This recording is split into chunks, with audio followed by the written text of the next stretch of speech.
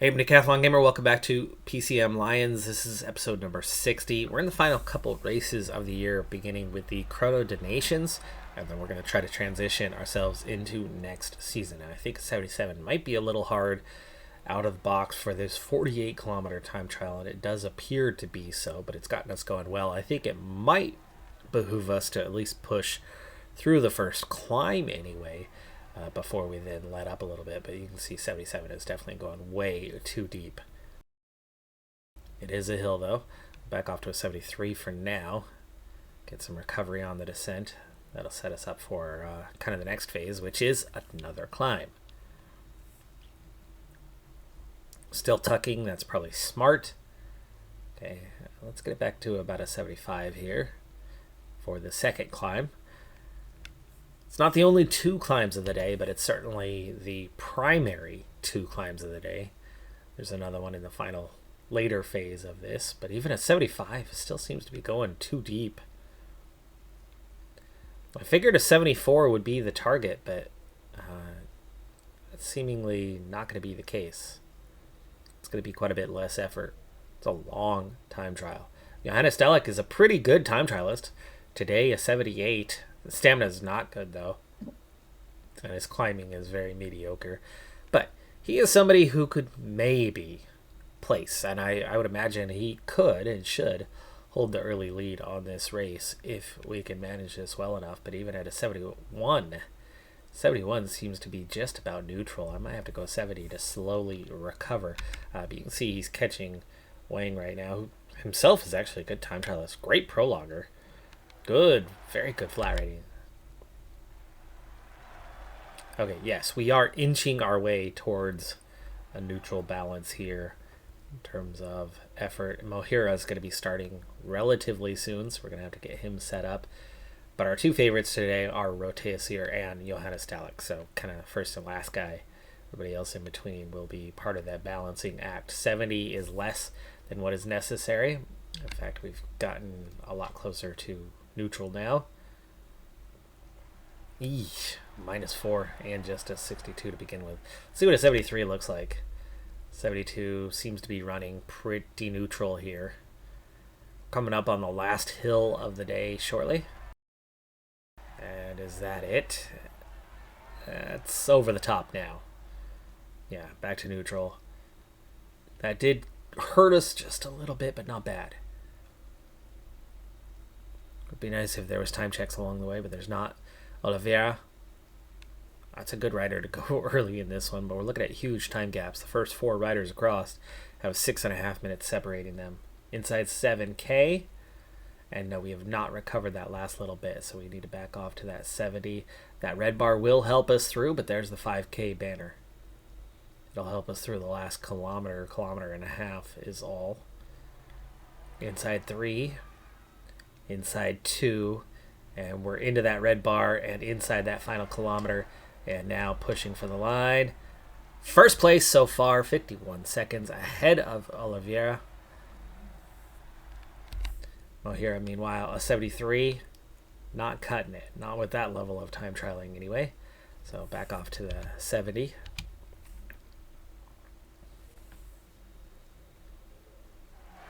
Will a 70 allow him to recover? It worked for Johannes Dalek. For Mohira, that seems to be more of a neutral. Kareem also on a minus. Gosh, we'll try a 71 for him and see what that does. Because 70 is not cutting it for Mohira, but he's 59 time trial.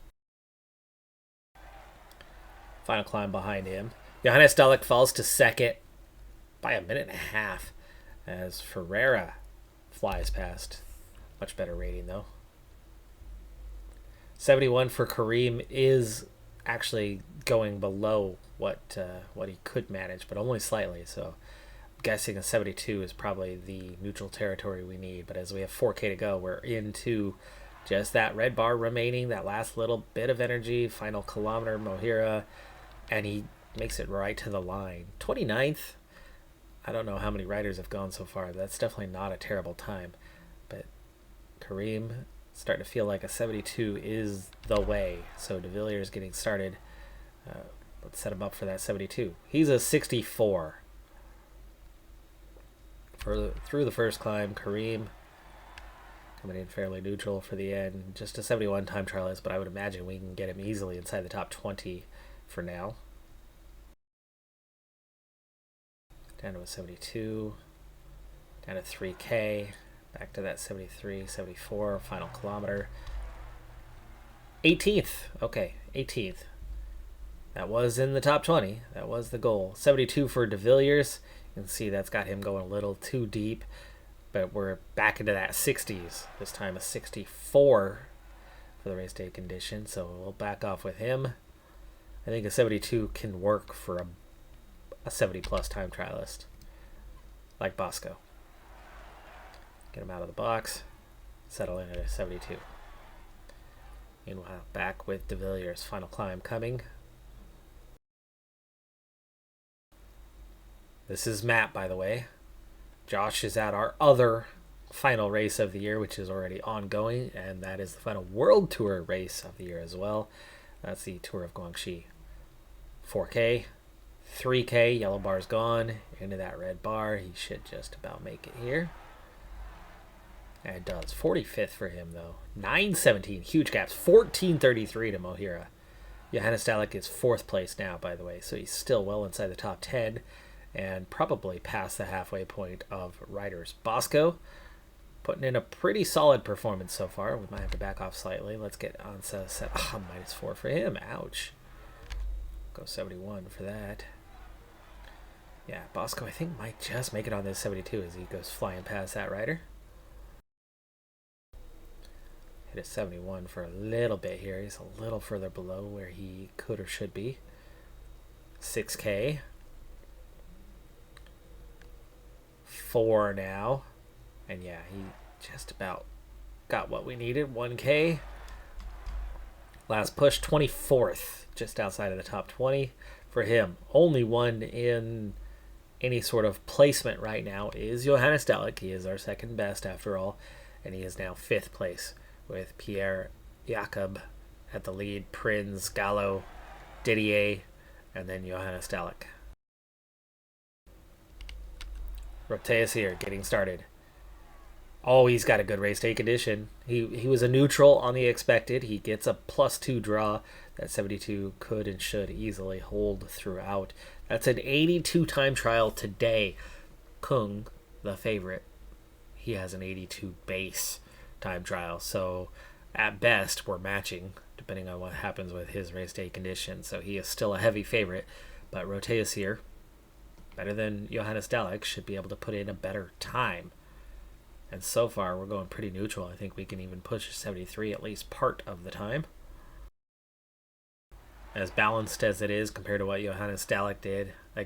Johannes Dalek probably could have gotten 4th if he was later down the order for our team and not the first guy out there. I definitely could have gotten him 10 seconds or more, but not much. Certainly not a minute and a half. The 73 is holding. But here's that last climb. Right on through it. Can we push a 74? Back to a 73. That 74 instantly really takes more out of it than what we could do. So that 73 is going to have to get us there. 6K. 72 now. 4K. 3K. Into the red bar. 1 kilometer. Final push. 6th place. Oof. 6th place, 1 second ahead of Gallo, 6 behind Frischnecht. Those guys were that much better. And we don't drop another place. Brandstater takes the win. We didn't see him come across. And the favorite didn't do it. Those guys probably had +5s, probably targeted it. We ran a good race. He used the last ounce of energy right on the finish line, kept a very nice, balanced up-tempo. Maybe those guys were better climbers than Roteus here. I don't know. But 6th, that's still worth some points. It's a good result. Johannes Dalek also picks up some points there for 12th. This, however, was only a 1.1 race. We've managed to squeeze in another level up here before the end of the year. It happened in October. I noticed it at the very end of the last episode. And that's Mutoni. Mutoni now joins the 4.5-star club. 4-star stage racer, 4.5-star climber now. He's got a 77 mountain that might be second best now on the team, but he's not balanced. Only a 71 medium mountain, only a 67 hills, and definitely no sprinter. He is, unlike Mason Samuels, he is a decent time trialist. 75 time trial, 71 stamina, 73 prologue, 76 downhill, but the recovery resistance is not there, so he's still not yet the guy, but he's getting closer. And some races, maybe zero victories in his career so far, but that combination of mountain and time trialing could put him in a decent GC position at some stage for us. He's not there yet. He's another level away. The 77 mountain 75 time trial is a good start, but nothing else supporting it properly besides a downhill rating. That's not quite enough. Final 10 kilometers of the only stage at the Tour of Guangxi that is not a sprint stage, and it's a punchy stage. It's in between those, almost medium mountain kind of territory. 5.8k, right about 6% with a max of 13.5, which happens just before the finish. So it is a pretty challenging one. We've already got Benuna to get us out front. Let's go ahead and get Umawara set up. We are now inside 7k, so we're going to start climbing fairly soon, so I do want him to take over before we hit the climb and go pretty quick. Shimway is going to take over. It's only 6k. We're already coming up on the 5k banner, so this is not something we want to last too long, but we've got ourselves out front, which is certainly where we want to be. And getting into those final guys, 4.4k now.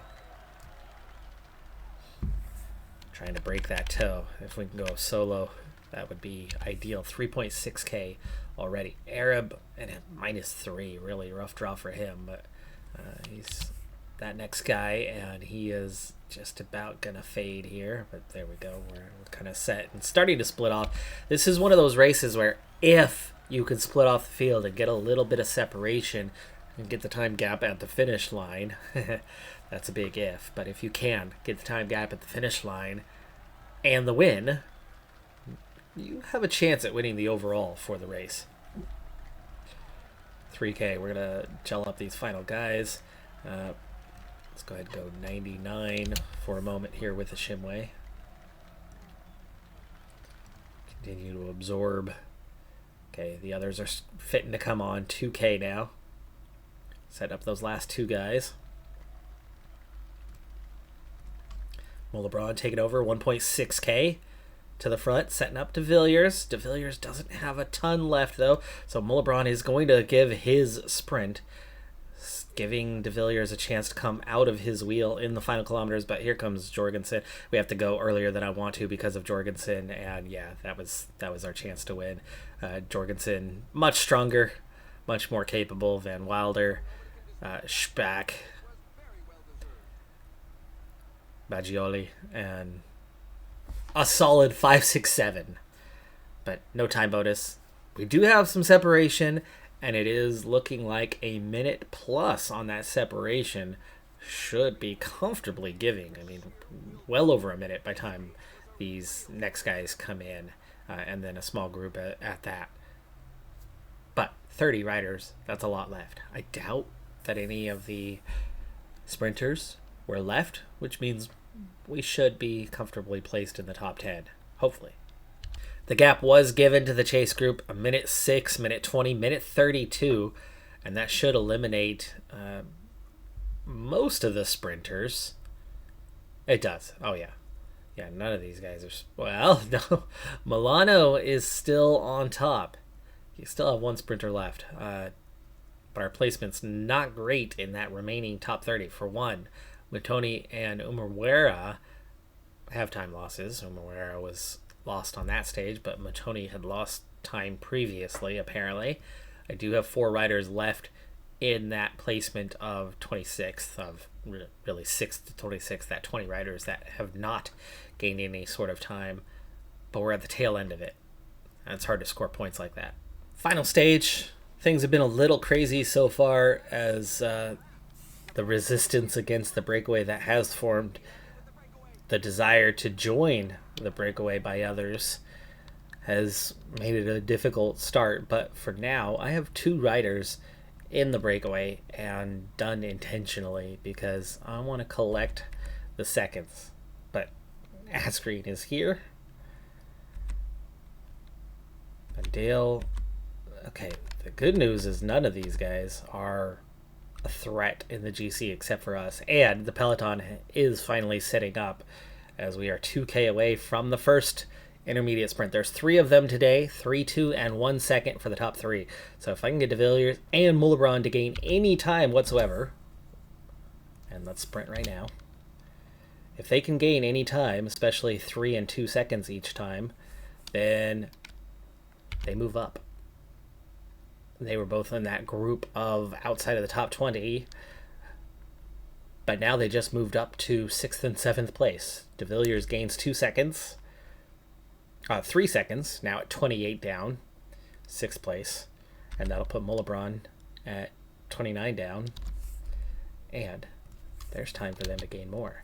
I'm going to go ahead and start with a De Villiers recovery, and we will have Moulebron contribute.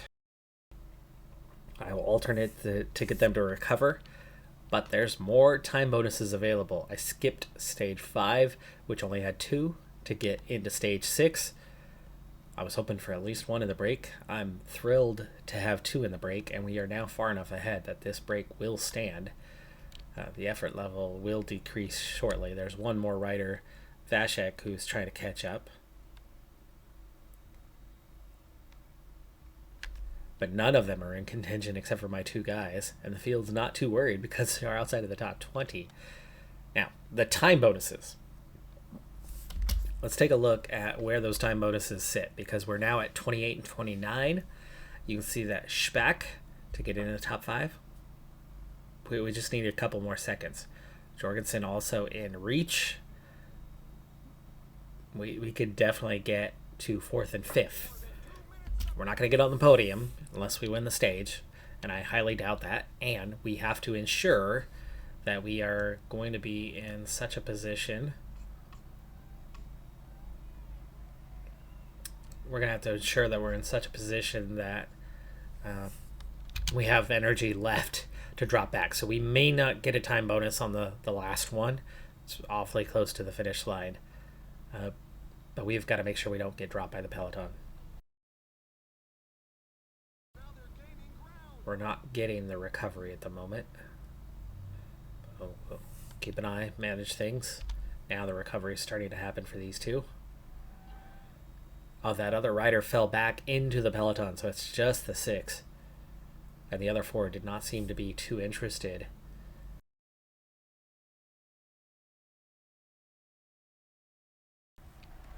$3K to go. Moulebron taking a turn at the front.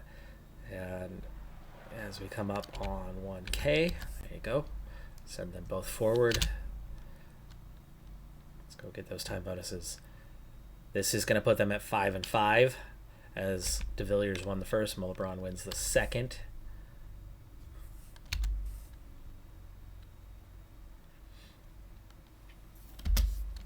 So 5 and 5 from 31 is now 26. They're both ahead of Speck. We are now 5th and 6th. It's going to take that last intermediate sprint to get over Jorgensen. But 3 and 2 would do it to get us up to 4th and 5th. But we're already into 5th and 6th place virtual now. Group's working pretty hard here to try to keep the peloton at bay. We're going to switch it up now. And rest Moulebron. The climb's coming. This is the difficult period. Peloton is trying to chase. This group is going to want to push hard. We want to make sure that we don't run ourselves out of energy. So I am definitely going to slow it down for this phase. De Villiers, the one contributing right now, where Moulebron is resting. Definitely more of an effort going into this one from Schachmann. And we've dropped a rider. Asgreen has gone out the back. No, Asgreen's the fifth rider. It's Goodnitz that's gone out the back. Asgreen just hanging on. And now we are down to 4. Asgreen has been dropped. Gap to the peloton is still holding steady at about 2 minutes. Villiers comes through and takes a turn. Shockman once again gets interested. Gap to the peloton getting much smaller, down to just over a minute. We still have 26k to go to that next intermediate sprint point. I would be fine with 5th and 6th over 4th and 5th. I would be totally fine with that. I do not need to go crazy and put in some sort of effort that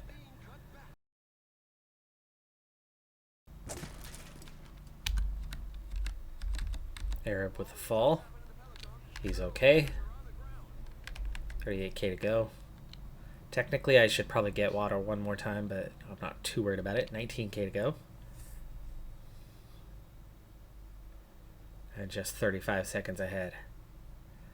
Don't think we're going to be in position, but we can try. We've got a lot of recovery happening here for these two, so they can definitely push a lot harder for a while yet, and maybe stay ahead long enough, but it's only 35 seconds.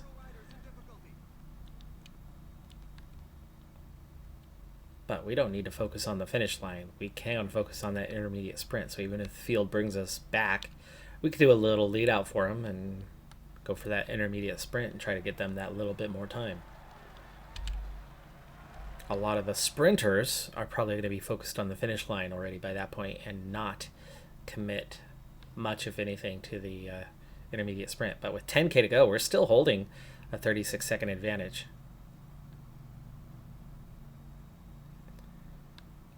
Losing cooperation in our group, but my two are still cooperating with one another and holding a steady pace that the other two aren't matching. 6k to go. 15 seconds ahead. Let's put our foot down. Try to keep that gap that little bit longer. 5k.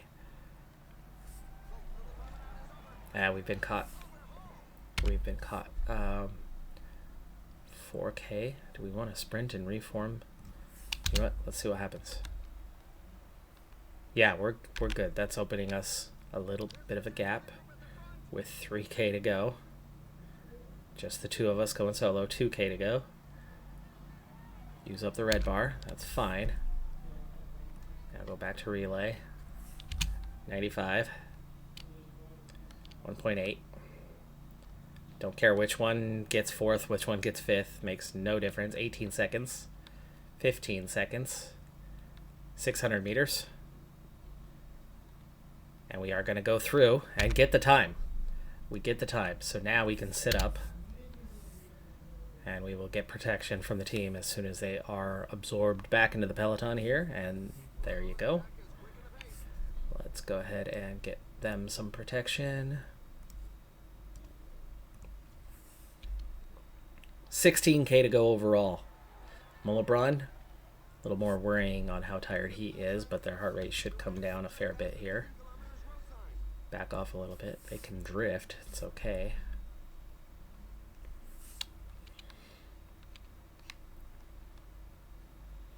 So that was the time we needed. That's 4th and 5th place locked up as long as we can get to the finish line without losing time. De Villiers looks fine to do so. Mulebron, that's a little bit closer for him. Let's go ahead and use his gel here, 9k out.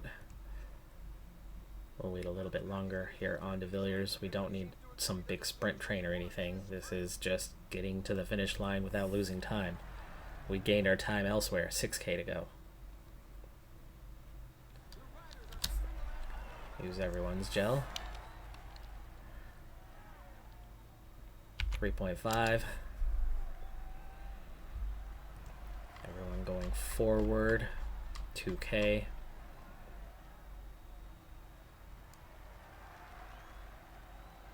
And sprinting for the final kilometer. Mulebron's gonna fade. Mulebron's gonna fade, but he's close enough to the front that he will not lose any time. No threat for the sprint. Hodeg takes the win.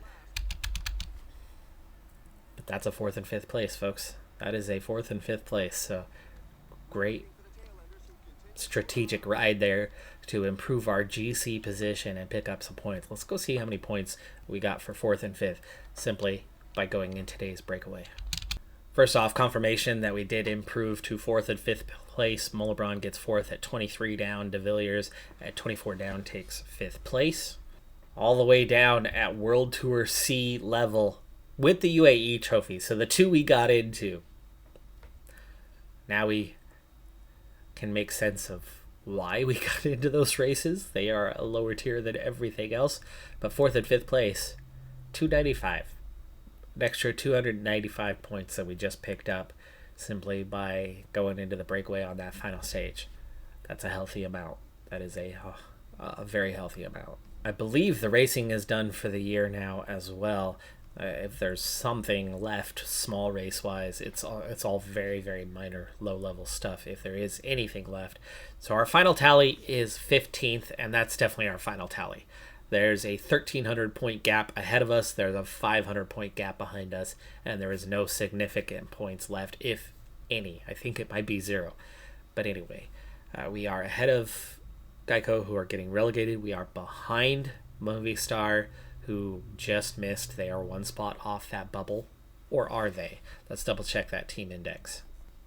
They're actually 2 spots off that bubble. But Trafalt and Movistar, Cognac, and Geico are the first 4. Arkea Samsic, all big-time teams, 4-star teams at the start of the playthrough, would all comfortably make World Tour and would be, mid-tier World Tour.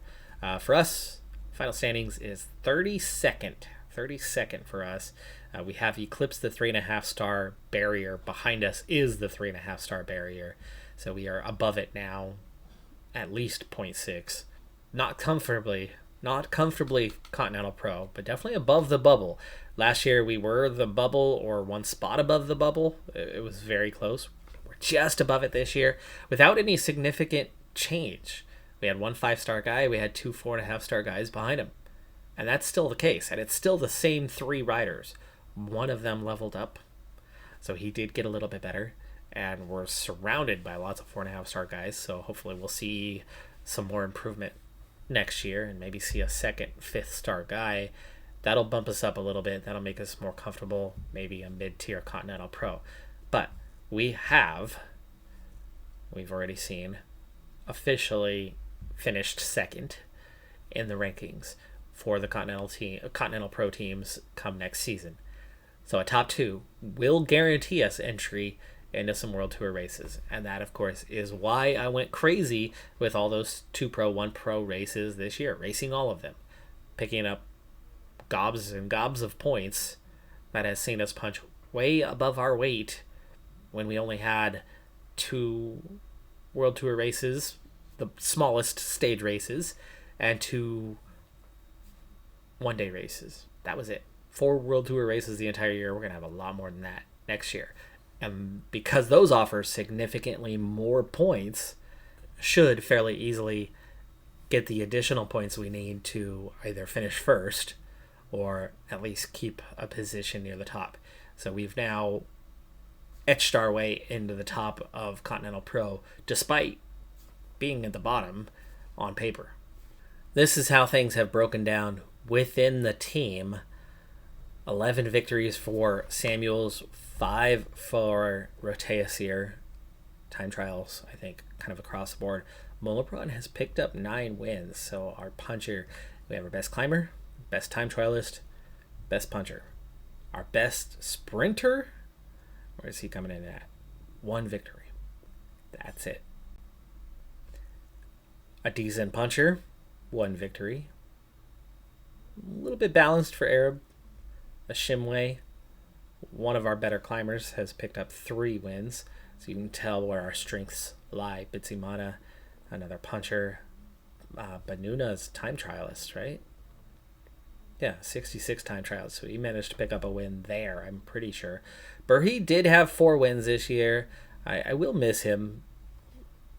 We had limitations. You could see as a medium mountain guy / puncher, he did get some minor victories. He has done things for us. Parting ways with him is not ideal. But you can see just how far down the list he is. I mean, he's the last 4-star guy, barely 4-star. And as we saw previously, I won't open it up to check, he is nearly maxed out. He's the oldest rider on the team, besides Mullebron. And you can see Mullebron's done a lot more. But the points, you can see, neither one of them have scored significant points. All of this came in very, very low-level minor races for really both of them. Janssen, our other sprinter, our lead-out guy, did claim one victory, and Ansa, which that was a forced one, right? That was that crazy one where we desperately tweaked things in the final kilometer where we had a 1, 2, 3, 4, 5, something along those lines. We were able to split the field and sweep the podium and squeezed Ansa ahead of the others to take the win. He's the lead out guy, but that was a forced victory. So sprint wise, we got 3 victories all season, and one of those came on a breakaway. So we only won 2 sprints all year. Definitely still, that's our work in progress. Nothing for cobbled stages, a handful of time trial stages, mostly mountain, but definitely some punchy stages as well. In terms of the world rankings, it's clear where the quality points were coming from. It's Samuels who leads the way by a huge margin. Roteasir's winning minor time trial stuff. De Villiers is getting decent points. Johannes Dalek did not claim a win, but he's our second highest scorer of the year and is well worth hanging on to. But that's points for the entire team. Every single rider scored some points this season. 3, 5, 8, 20 for some of these guys. We're not talking about major points, but that consistency as a team to get in placement to score some points has paid dividends for us. And quality at the top is definitely improving. I mean, all the way down to Burhi, which, yes, okay, fine, he's outgoing, but we're looking at 4 stars or better.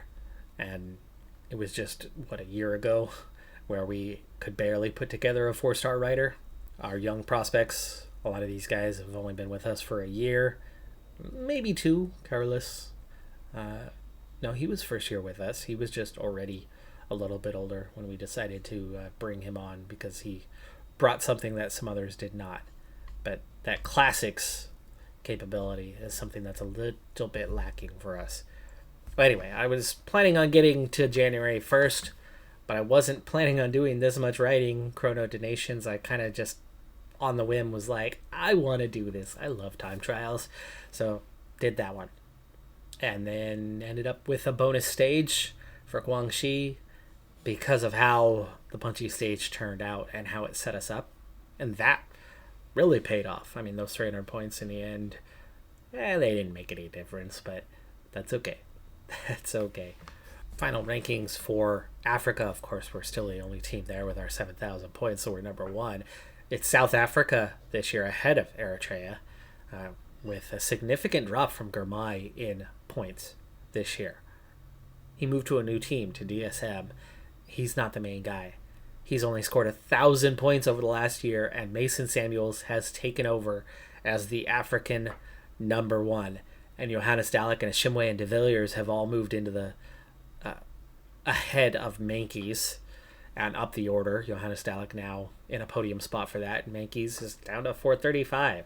So we really are producing the top talent in Africa now with 8 of the top 10 African riders.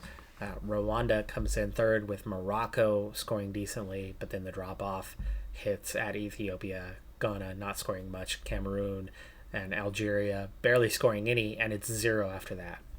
Once you get below the top 10, things are still very similar to how the top 10 looked. 8 of the next 10 are ours once again, and really it's 8 of the next 9 with former Manzarai in 20th. He did find a home in Ratsa, but Dabad is with Pepsi and only scored 278 points. That's very much domestique territory there. He got 10. He was at La Vuelta and got 10 points. that would be seemingly one stage where he was 15th, something like that. Probably a breakaway stage that he was part of and then tailed off, but the breakaway took the higher placings, one would imagine.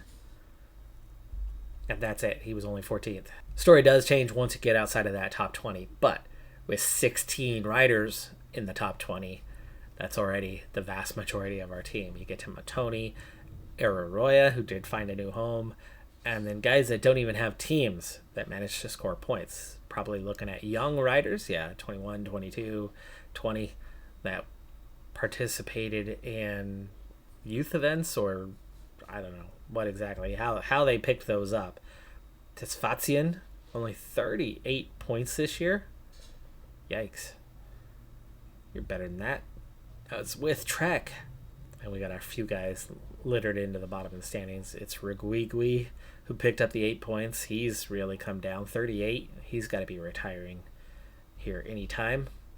We got 4 riders with Rafison, including Gabraevet, who's now 26. But that's all we picked up from there. Just interesting look at how those rankings have kind of worked out. But we are now the dominant force. Girmay, sad to see him really, really fall off this year. I don't see any nation that's put itself in a position to suddenly level up. Samuels with 1600 is well short of what Girmay was getting on a yearly basis, though South Africa does not quite have no, actually I think they have a better system than Eritrea, so not likely to pick up anything for either of those two. Rwanda and Morocco already have something like 3-3 type territory. Ethiopia on a 1-1, 326. Could that be enough? Maybe. Ghana, 230 on a 1. Is that enough? I would venture to say it's going to take a bit more than that. I don't think it's going to necessarily take 1,000, but it's probably going to take more than 500 or 600 to see a boost, but you never know. You never know. It's been hard to get those points, but with a World Tour calendar, partial World Tour calendar coming next season, the opportunities for those popularity boosts are going to be there unlike anything we've had previously. But the reality is we're not necessarily going to be competing for wins. We're going to be competing to get in the tail end of the top 10s and pick up bigger points from bigger races, even though we're further down the standings. That's going to do it for this episode and this season. I'm Decathlon Gamer. Like, comment, subscribe, and I'll see you next time. Have a good one. Be safe out there, and bye for now.